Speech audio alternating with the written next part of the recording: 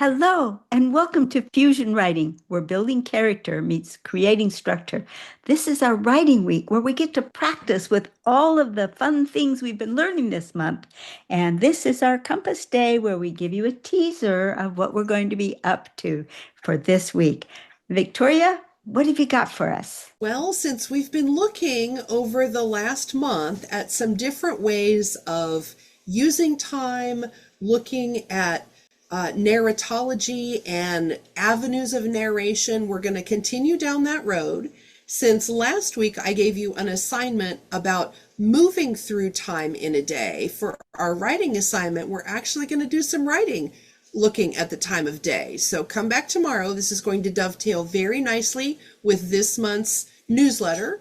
The issue is narrative agility. And narrative agility is about literally moving through your story as a narrator. So come back tomorrow because I'm going to tie all that together and give you some marching orders for a great writing exercise. Kathleen? Oh boy, I can't wait. Well, we've been working on the character trait of patriotism. And isn't this amazing? Because we are just finishing up Memorial Day weekend. So it's a great time to be thinking about the traditional meaning of patriotism.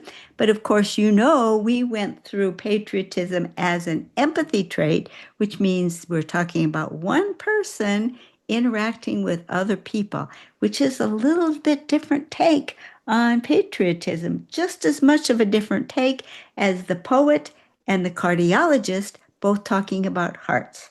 So come back tomorrow and you'll get your actual writing assignment for how we're going to deal with patriotism in story this month. So come on back. We'll see you.